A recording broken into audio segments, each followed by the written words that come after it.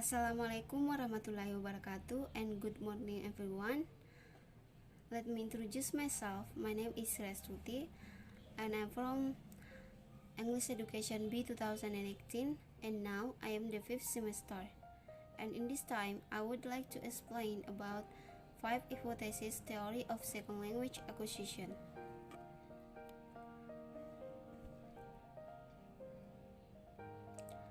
The first theory hypothesis is the acquisition learning hypothesis. This hypothesis claims that adults have two distinct ways of developing competence in second language. The first way is via language acquisition. That is by using language for real communication.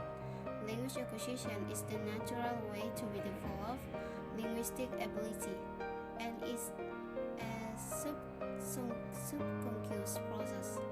Children, for example, are not necessarily aware that they are acquiring language. They are only aware that they are communicating. The second way to develop competence in a second language is by language learning. Language learning is not knowing about language or formal knowledge of a language.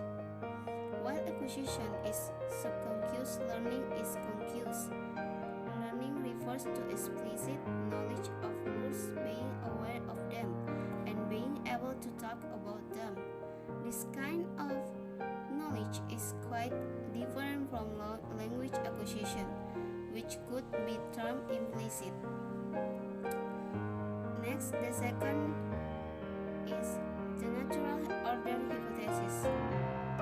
This hypothesis states that grammatical structures are acquired, not necessarily learned, in a predictable order. It states that we will see similarities across acquires. Certain structures will tend to be acquired early, while others will tend to be acquired late. Before giving some examples from the language acquisition research, it may be helpful to make some quality statements. The natural order hypothesis does not state that every acquired will grammatical structures in the exact same order. It states rather that, in general, certain structures tend to be acquired early and to be acquired late. It also allows the possibility that structures may be acquired in groups, several at about the same time. Some example might help to make this clear. Okay, the third hypothesis is the monitor hypothesis. This hypothesis states that conscious learning has an extremely limited function in adult second language performance. It can only be used as a monitor or an editor.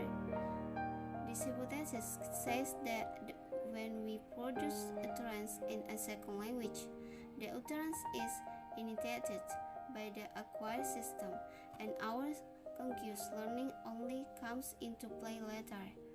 We can thus use the monitor to make changes in our utterance only after the utterance has been generated by the acquired system. Next hypothesis theoretical is the input hypothesis. This hypothesis states simple that we acquire, not learn, language by understanding input that is a little beyond our current level of acquired competence. This hypothesis is, in our opinion, of crucial importance since it attempts to answer a question that is important both theoretically and practically.